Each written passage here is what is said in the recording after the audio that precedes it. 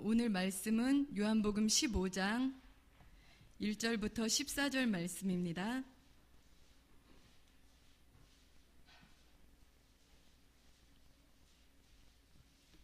요한복음 15장 1절부터 14절 말씀.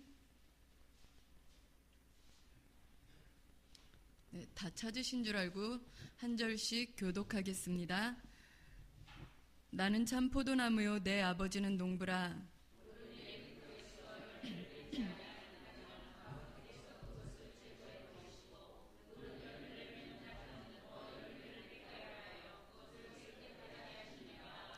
너희는 내가 일러준 말로 이미 깨끗하여졌으니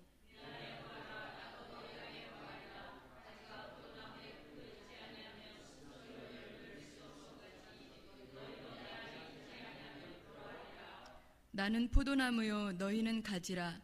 그가 내 안에 내가 그 안에 거하면 사람이 열매를 많이 맺나니 나를 떠나서는 너희가 아무것도 할 수 없음이라.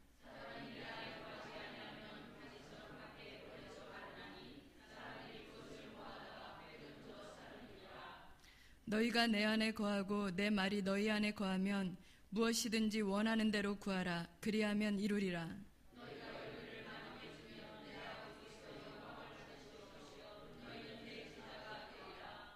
아버지께서 나를 사랑하신 것 같이 나도 너희를 사랑하였으니 나의 사랑 안에 거하라.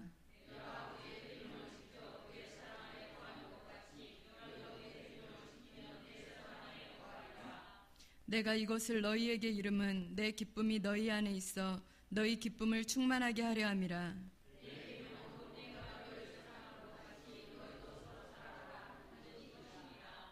사람이 친구를 위하여 자기 목숨을 버리면 이보다 더 큰 사랑이 없나니. 아멘. 오늘 말씀 제목은 저절로 열매가 맺히는 삶입니다. 지금 한참 총력 전도주일이라서 이 말씀으로 본문을 선택했습니다. 저는 유초등부 전도사고요. 이름은 고보빈입니다. 제가 미숙하고 잘 못할지라도 성도님들께서 많이 이해해 주시면 감사하겠습니다. 어느 교회나 부흥을 원합니다. 또 어떤 성도이든지 전도를 잘하고 싶어하고 많이 하고 싶어합니다. 하지만 전도가 그리 쉽지가 않습니다. 오랜 시간을 두고 기도해도 열매를 보기란 썩 쉽지가 않습니다. 그러다가 전도왕이라는 사람들의 얘기를 듣다 보면 그렇게 쉽게 그렇게 많은 인원들이 우르르 따라오는 것들을 듣고서 초장부터 지치기도 합니다. 어떻게 해야 전도를 잘할 수 있을까요? 또 어떻게 해야 교회가 부흥할 수 있을까요? 우리는 그러한 것들에 대하여 알고 싶어 하지만 사실상 별로 아는 바가 없습니다. 남들이 사용하는 방법을 다 사용해도 되는 사람이 있고 되지 않는 사람이 있고 부흥하는 교회가 있고 부흥하지 않는 교회가 있습니다. 또 초청 행사 때 많은 사람들이 방문했다고 해서 그 사람들이 다 정착하는 것도 아닌 것 같습니다. 그래서 이러한 모든 것의 주권이 우리는 하나님께 있음을 고백할 수밖에 없습니다. 그런데 오늘 말씀에서는 생명을 잉태하는 것에 대하여 한 가지 방법을 제시하고 있습니다. 오늘의 본문은 포도나무와 가지의 비유로 잘 알려진 이야기입니다. 하나님 아버지는 농부이시고 예수 그리스도는 포도나무이시고 우리는 가지라는 얘기입니다. 농부이신 하나님께서는 열매를 잘 맺는 가지는 더 잘 맺게 하려고 가지를 깨끗하게 하시고 그렇지 않은 가지는 제거해서 불사른다는 이야기입니다. 이 비유에는 가지가 열매를 맺는 방법에 대하여 다른 말이 없습니다. 이 비유에는 가지가 그저 포도나무에 붙어 있으면 가지의 의사와 상관없이 저절로 열매가 맺힌다는 이야기를 하고 있습니다. 이것은 아주 상식적이고 우리가 굳이 설명을 하지 않더라도 알 수 있는 것들입니다. 그렇다면 가지인 우리가 어떻게 예수님께 붙어 있을 수 있을까요? 예수님께 붙어 있는다는 말은 무슨 말일까요? 어떻게 우리가 저절로 열매를 맺는 삶을 살 수 있는 것일까요? 열매를 맺는 삶이라 하면 성령의 9가지 열매들만을 떠올리시는 성도님들이 계실 것입니다. 맞습니다. 여기서 말하는 열매는 성령의 열매이고 그 중에 사랑을 얘기하는 것입니다. 하지만 성경을 읽으면서 항상 함께 등장하는 영광, 죽음, 생명, 이 세 가지 패턴과 일치하는 것으로 보아서 여기서의 열매는 또 다른 생명을 잉태하는 것으로 보아도 무방합니다. 다시 말해 새 생명의 잉태, 즉 영혼 구원의 방법으로서 사랑을 말하고 있는 것입니다. 이 말씀은 요한복음 12장 24절에 내가 진실로 진실로 너희에게 이르노니 한 알에 밀이 땅에 떨어져 죽지 아니하면 한 알 그대로 있고 죽으면 많은 열매를 맺느니라, 이 말과 같은 맥락입니다. 오늘 우리가 하고자 하는 이야기는 전도에 있어서 여러 가지 이벤트나 행사가 의미가 없다는 얘기가 아닙니다. 그것은 절대적으로 중요합니다. 왜냐하면 우리는 하나님의 시기와 방법을, 그리고 또 하나님이 어떤 사람을 택했는지를 도대체 알 수 없기 때문입니다. 그래서 우리는 때를 얻든지 못 얻든지 항상 전도해야 합니다. 하지만 그런 행사들은 일회성으로 그칩니다. 또 그것을 추진하다가 많이 지쳐버립니다. 하지만 오늘 본문의 말씀은 내가 굳이 무엇인가를 만들어내려 하지 않아도 열매가 맺힌다는 얘기입니다. 얼마나 반가운 소식입니까? 오늘 본문에서는 열매 맺는 가지와 그렇지 않은 가지에 대하여 말씀합니다. 그리고 이 비유의 결론은 열매를 많이 맺으려면 예수님 안에 거하라고 합니다.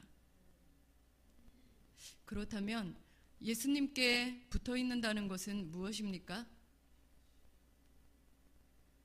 포도나무 가지가 포도나무에 붙어 있다는 말은 예수님 안에 거하라는 이야기입니다.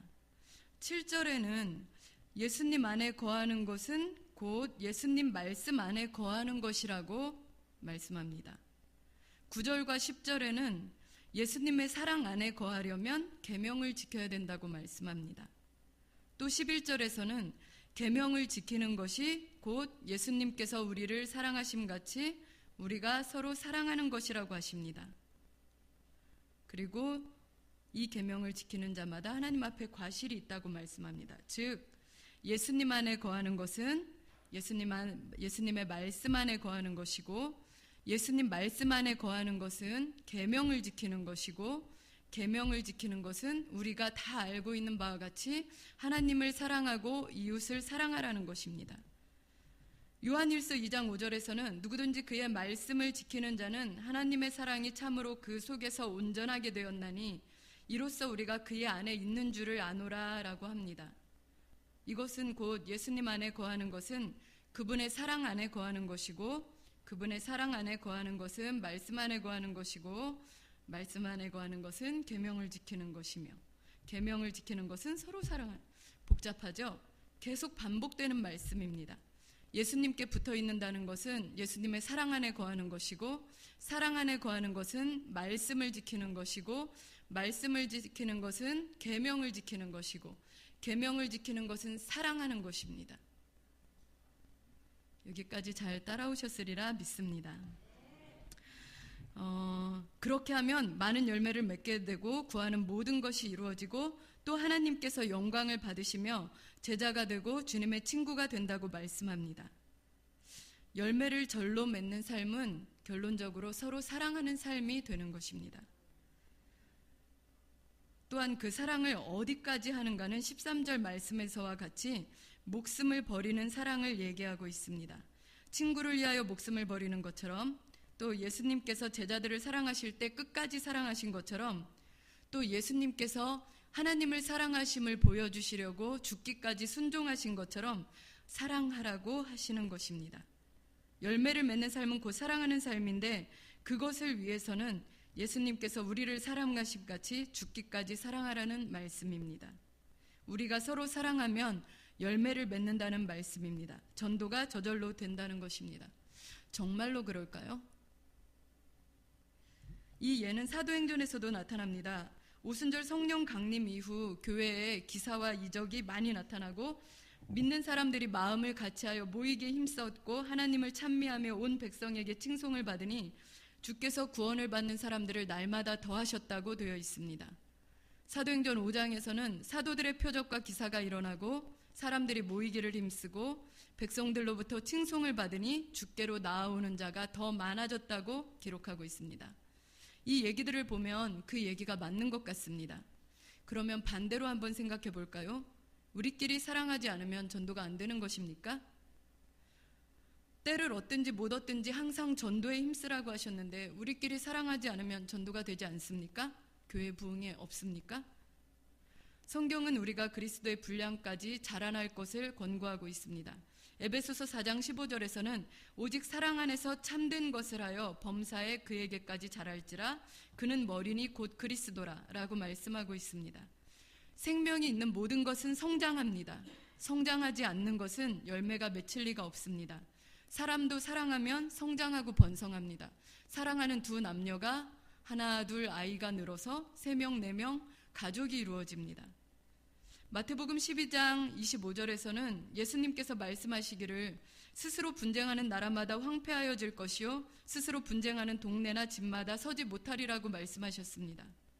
어려움에 처하거나 부흥이 멈춘 가정이나 교회나 보면 언제나 사랑 대신 뿌리 깊은 불신이 자리 잡고 있습니다. 역사가 오래되면 오래될수록 더욱 바리새적인 공동체가 되어서 내분이 있고 불신이 있고 비판만 있습니다. 하나 되어서 움직이지 못하는데 무슨 부흥이 있겠습니까? 그냥 옆집 잔치일 뿐입니다. 그렇다면 우리가 해야 하는 건 어떻게 사랑을 회복할 수 있을까요? 이것은 본문에서 제시한 것과 같은 것입니다. 예수님 안에 있는 것이 말씀 안에 있는 것이고 말씀 안에 있는 것이 계명을 지키는 것이고 계명을 지키는 것이 사랑하는 것입니다. 베드로전서 1장 22절에서는 너희가 진리를 순종함으로 너희 영혼을 깨끗하게 하여 거짓이 없이 형제를 사랑하기에 이르렀으니 마음으로 뜨겁게 피차 사랑하라고 합니다. 진리를 순종함으로 영혼을 깨끗하게 하여 형제 사랑에 이른다고 하셨습니다. 하지만 사랑은 어렵습니다. 나를 너무나 힘들게 했던 사람, 용서하기 힘든 현실에 처하게 만든 사람, 그런 사람을 사랑하기는 너무나 어렵습니다. 오랜 시간이 지나 그를 미워하지 않는다 하더라도 마음에 깊은 앙금이 남아있고 우리는 문득문득 그 앙금을 묵상합니다. 상처를 묵상할수록 더욱 깊어지는 것은 심령의 근심이 되어 잠언의 말씀처럼 뼈를 마르게 합니다. 암에 걸리기도 합니다. 어떻게 사랑할 수 있는 것입니까? 진리에 순종하여 영혼을 깨끗하게 하면 형제를 사랑할 수 있다고 말씀하시는데 그것이 어떻게 가능합니까? 우리는 죄성으로 인해 나를 사랑하지 않는 사람을 사랑할 수 없습니다. 내가 누군가를 사랑할 수 있는 것은 그가 나를 사랑하기 때문입니다. 이것은 계산이지 거래이지 사랑이 아닙니다. 그러면 열매 맺음의 해답이 사랑인데 우리는 사랑을 할 수 없는 존재들이라는 결론에 도달합니다. 어떻게 해야 할까요? 우리는 사랑을 해야 열매를 맺을 수 있는데 사랑을 할 수 없는 존재들입니다. 죄가 들어오고 난 다음부터 우리는 사랑을 본질적으로 할 수가 없습니다. 성경은 해답을 이렇게 제시하고 있습니다. 받은 사랑을 나눠주라고 제시합니다. 그래서 예수님께서 오신 거라고 말씀하십니다. 우리는 받지 않은 것을 나누어 줄 수 있는 사람들이 아닙니다. 우리는 처음에 말씀드렸듯이 사랑을 가지고 있지 않습니다. 우리가 가지고 있는 것은 예수님께 받은 사랑 그것뿐입니다. 그분이 나를 위해 아무런 조건 없이 죽기까지 용납하시고 죽기까지 사랑하신 그 사랑을 우리가 받았을 뿐이고 우리는 그것만 가지고 있을 뿐입니다. 그래서 우리는 그 사랑을 남에게 줄 수 있는 것입니다. 거저받았기 때문에 거저줄 수 있는 것입니다. 이것을 확실하게 믿을 때에만 줄 수 있는 것입니다. 하지만 더 어려운 것은 성경은 여기서 멈추지 않고 사랑하지 않는 것은 구원받지 않은 것이라고 강력하게 말씀하고 있습니다. 우리는 사랑합니다. 교회를 다닙니다. 예수님을 구주라고 시인합니다. 우리는 구원받았다고 교회에서 기쁨에 서로 나누고 기뻐합니다. 하지만 성경에 뭐라고 되어 있냐면 사랑하지 않는 것은 구원받지 않은 거라고 말씀합니다. 내 주변에 사랑하지 않는 사람이 있습니까? 하나님께서는 세상 끝까지 복음을 전하라고 하셨는데 여기에서 세상 끝은 예전에는 사마리아였습니다. 유대인들이 봤을 땐 사마리아였고 상종하기 싫은 사마리아인이었고 그 다음엔 로마로 해석이 되었습니다. 하지만 그리고 성령의 서진 운동을 얘기하는 사람들은 다시 한번 이스라엘을 한 바퀴, 지구를 한 바퀴 돌아서 복음이 이스라엘로 들어가는 것이 세상 끝이라고 합니다. 하지만 요즘에는 세상 끝이 내 옆 사람입니다. 내가 가장 사랑하기 어려운 사람, 거기가 세상 끝입니다. 마태복음 18장 21절에서 35절 말씀에 보면 용서할 줄 모르는 종의 비유가 나와 있습니다. 한번 같이 읽어보겠습니다.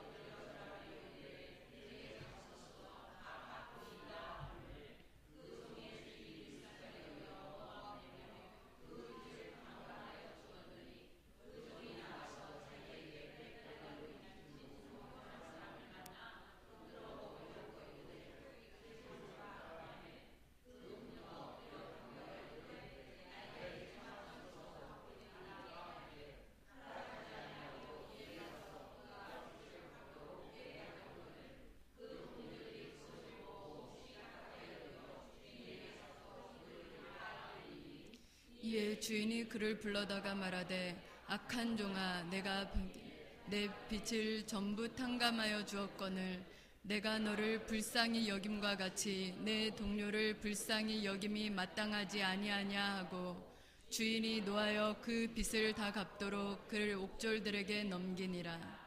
아멘. 이 말씀은 우리가 굉장히 많이 들어서 익숙한 말씀입니다. 1만 달란트 빚진 종이 주인에게 자기의 모든 빚을 다 탕감받았는데 나가서 자기에게 100데나리온이라는 작은 빚을 진 자의 빚을 탕감해 주지 않아서 주인이 원래 탕감해 주었던 그 1만 달란트를 다 갚도록 옥졸들에게 다시 붙였다는 말씀입니다. 이 1만 달란트 빚진 종은 다시 옥졸들에게 붙잡히기 전까지 자기가 다 용서받은 줄 알고 즐겁고 평안하게 마음에 짐 없이 지냈을 것입니다. 하지만 그가 용서받은 대로 남을 용서하지 않았을 때에는 그는 용서받은 모든 것이 무효가 되었고 다시 붙들리게 되었습니다. 이 비유를 구원으로 바꾸어 설명할 수도 있습니다. 많은 죄를 탕감받은 줄 알고 기쁘게 지내나 나에게 잘못한 사람을 용서하지 못할 때에 하나님의 판결은 죄사함을 인정해 주시지 않으시는 것입니다. 비록 다 탕감받은 줄 알고 안심하고 기쁘게 지냈더라도 그것은 잠깐의 착각일 뿐 결국 자기가 용서받은 대로 남을 용서해 주지 않은 이 종은 옥에 들어갑니다.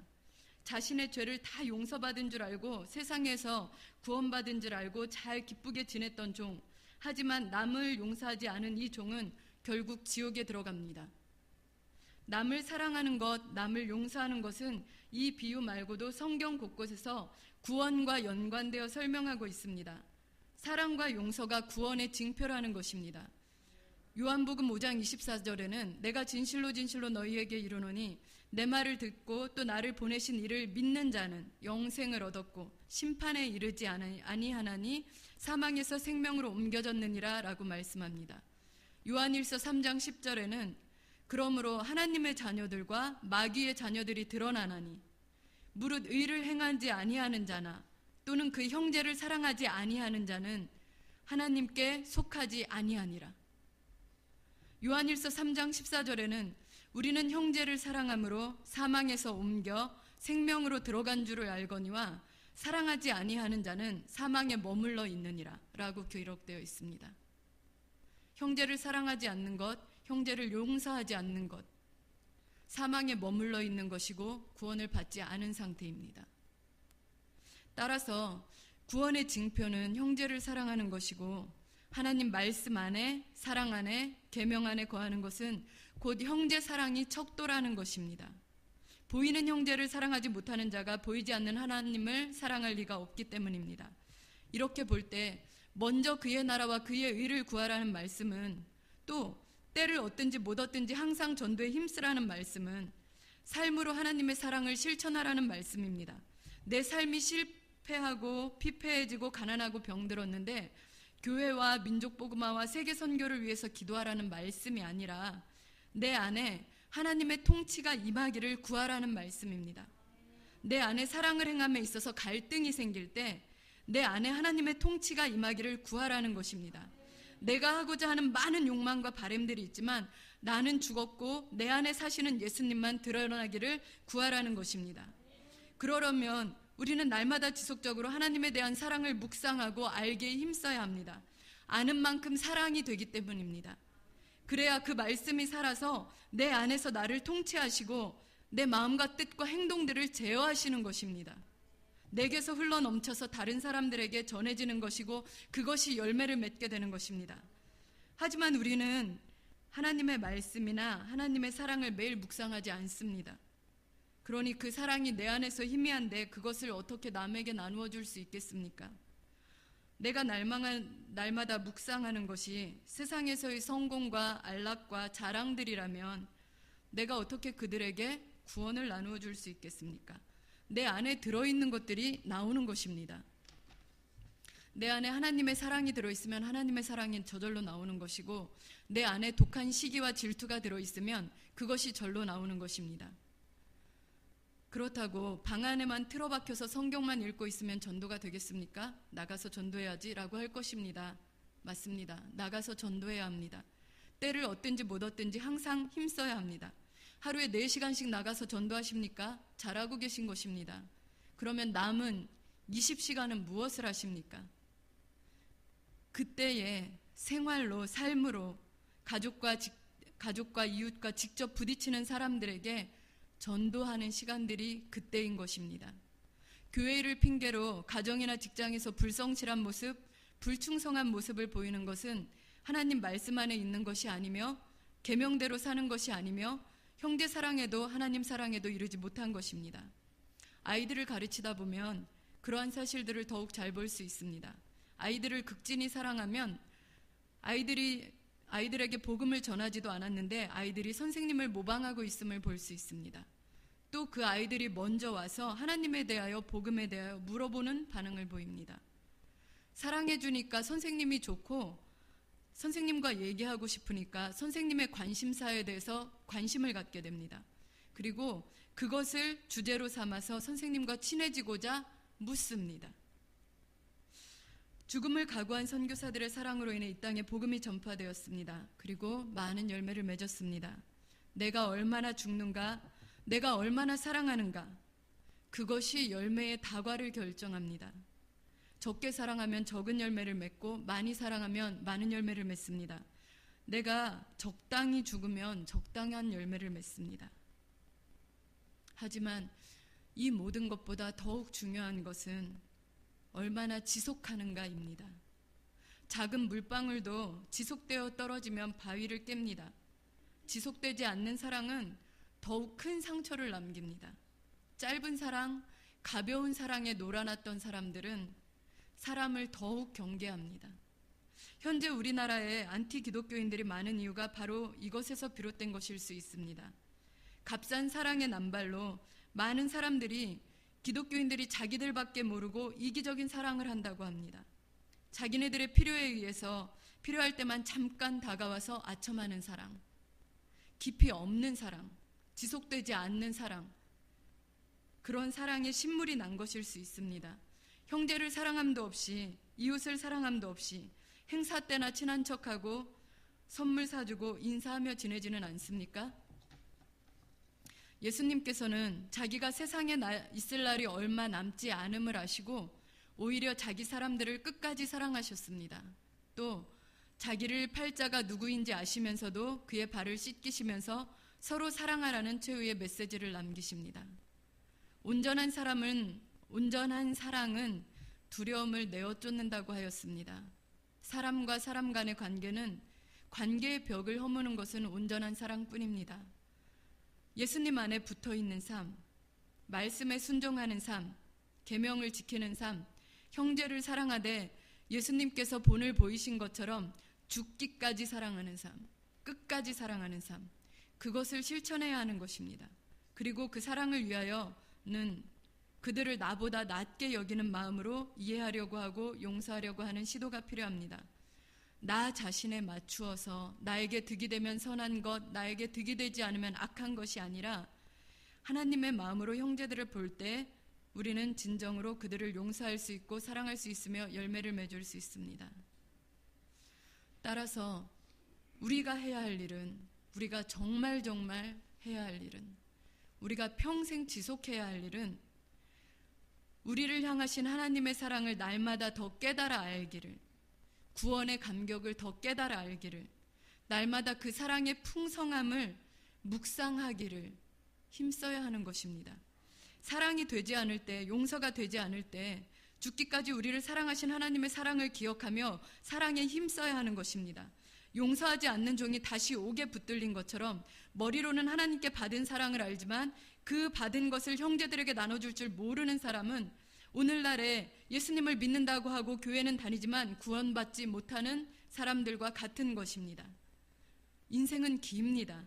몇 번의 이벤트로 사랑을 보여줄 수 없고 영혼을 구원할 수 없습니다. 그 긴 인생 속에 끊임없는 사랑, 지치지 않는 사랑, 변하지 않는 사랑을 보여줄 때만이 그가 하는 말과 행동에 영향력이 생기고 그의 말에 반응하게 되는 것입니다. 우리에게 없는 그 사랑입니다. 그 사랑의 능력을 우리가 늘 예수님을 묵상함으로, 구원의 은혜의 감격함을 묵상함으로 그렇게 키울 수 있습니다. 우리는 세상을 묵상하면 죽습니다.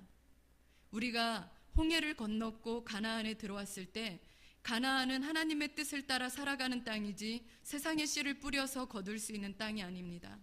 한번 구원의 감격을 맛본 후에 그 구원의 감격을 받은 그 마음과 그 생각과 그 뜻에 세상 것으로 채워져서는 자라지도 않고 그 사람도 죽게 됩니다. 우리가 이미 홍해를 건넜다면, 우리가 이미 구원의 감격을, 구원의 확신을 가지고 있다면 우리는 우리의 마음밭에 날마다 하나님의 사랑이 커지기를 묵상하고 기도하고 간구하고 힘쓰고 애쓰고 그렇게 노력해야 하는 것입니다. 그렇지 않으면 우리는 모두가 살아있으나 죽은 자 같이, 영향력 없는 사람 같이 살아가게 됩니다.